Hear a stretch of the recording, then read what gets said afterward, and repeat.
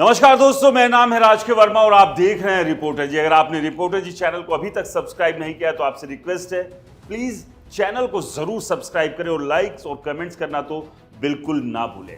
हरियाणा विधानसभा चुनाव पर एक बार फिर से बात करेंगे। हरियाणा के विधानसभा चुनाव की सरगर्मी अब बेहद तेज हो चुकी है। स्टार कैंपेनर्स चुनाव के मैदान में उतर चुके हैं और लगातार एक दूसरे के उम्मीदवार से लेकर पार्टी पर निशाना साध रहे हैं। बीजेपी और कांग्रेस ने अपना संकल्प पत्र जारी कर दिया है। दोनों के संकल्प पत्र में बहुत सारे लुभावने वादे किए गए, लेकिन सबसे बड़ी बात यह है कि ये वादे कर तो दिए जाते हैं, इन्हें धरातल पर उतारने का काम किस तरह से होगा, ये हमेशा से एक बड़ा सवाल रहा है। और कई बार ये देखा है कि इस तरह के वादे करके 5 साल तक राज कर जाती है पार्टी, लेकिन वो वादे पूरे नहीं हो पाते। खैर, चुनाव है और चुनावों में वादे तो किए ही जाएंगे, वो पूरे कितने होंगे और जब वो पूरे नहीं होंगे तो उसके बाद फिर से जब चुनाव होंगे तो जनता उन लोगों का क्या हाल करेगी, ये भी अक्सर साफ हो जाता है। लेकिन हरियाणा के विधानसभा चुनाव में इस वक्त सबसे बड़ी दिक्कत बीजेपी और कांग्रेस के सामने, और ये दिक्कत है अपने ही बागी नेताओं से, क्योंकि जब इन दोनों ही पार्टियों ने अपनी टिकटों की घोषणा की थी उसके बाद एक पार्टी छोड़ने की झड़ी सी लग गई थी। और सबसे पहले ये शुरुआत हुई थी बीजेपी में, और बीजेपी की 67 सीटों पर जब उम्मीदवारों की घोषणा की गई तो आप समझिए कि एकदम से बाढ़ सी आ गई थी। नेता पार्टी छोड़ भाग रहे थे, बयानबाजी कर रहे थे, किसी के आंसू टपक रहे थे, तो कोई ये कह रहा था कि अब इस पार्टी का हरियाणा में बेड़ा गर्क हो जाएगा।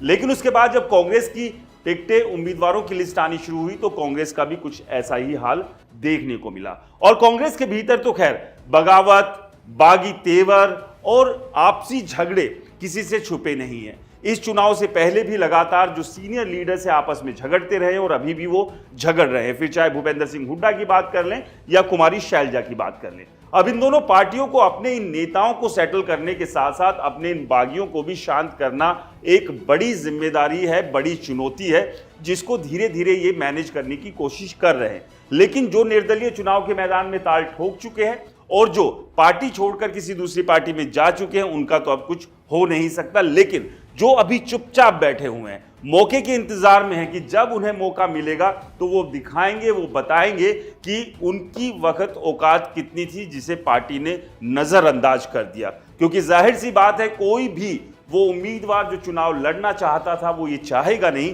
कि जिसे टिकट मिल गई वो जीत जाए और उसकी दावेदारी हमेशा के लिए खत्म हो जाए। और ये हमेशा से देखा जाता रहा है, और राजनीति में तो ये सबसे ज्यादा अपने ही रिश्तों का खून बहाने से लेकर अपनों को पीछे धकेलने का काम राजनीति में इतिहास के पन्नों पर दर्ज है। खैर, हरियाणा के विधानसभा चुनाव में इस मारामारी के बीच अब भूपेंद्र सिंह हुड्डा का एक बयान सामने आया, और उस बयान में भूपेंद्र सिंह हुड्डा ने जो बागी नेता हैं उनकी चूड़ी टाइट करने का एक तरह से डायरेक्ट इनडायरेक्ट संदेश दे दिया है। भूपेंद्र सिंह हुड्डा ने साफ कर दिया है कि जो हमें वोट दिलाएगा, कांग्रेस के लिए को वोट दिलाएगा, वही हमारा अपना होगा।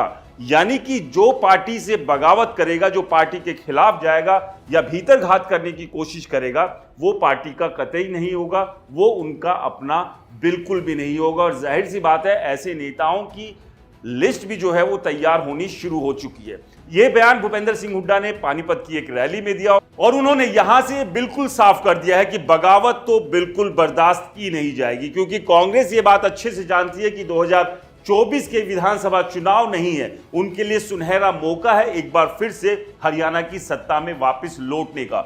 और जो अनुमान लगाया जा रहा है वो ये है कि कांग्रेस 50 या 60 से ज्यादा सीटें इस बार के चुनाव में जीत सकती है, जबकि बीजेपी की हालत लगातार पतली नजर आ रही है। लेकिन कई बार अपनों की और अपनी की हुई गलतियों की वजह से आप जीत के बिल्कुल मुहाने पर खड़े होकर हार जाते हैं। इस तरह के भी कई एग्जाम्पल सामने रहे, और कांग्रेस और भूपेंद्र सिंह हुड्डा इस बात को अच्छे से जानते हैं कि वो कोई भी चूक करना नहीं चाहेंगे, क्योंकि कोई भी छोटी से छोटी चूक उनके लिए मुश्किलें खड़ी कर सकती है। और यही एक वजह है कि उन्होंने सख्त शब्दों में अपने तमाम नेताओं को ये कह दिया है, ये बता दिया है कि बगावत बिल्कुल नहीं झेली जाएगी, आपको पार्टी के साथ आना होगा और पार्टी का बनकर पार्टी को वोट दिलाने होंगे और पार्टी को जीत तक पहुंचाना होगा। ये जिम्मेदारी सबको लेनी होगी और उन्होंने आगे ये भी कहते हुए बोल दिया है कि जो तमाम 90 के 90 उम्मीदवार हैं उन्हें भूपेंद्र सिंह हुड्डा समझकर उन्हें जिताने का काम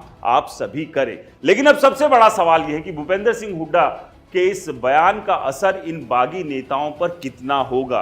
क्या सच में ये अपनी बगावत के सुर को शांत कर पार्टी के हित में काम करने का काम करेंगे, या फिर कोशिश यही रहेगी किसी तरह से उन उम्मीदवारों की जड़ें काट दी जाए जिनकी वजह से इनकी टिकटें कट गई थी। आपको क्या लगता है, हमें कमेंट्स कर जरूर बताएं। रिपोर्टर जी चैनल को सब्सक्राइब नहीं किया तो दोस्तों चैनल को सब्सक्राइब करना ना भूलें और लाइक और कमेंट्स तो जरूर करें। नमस्कार।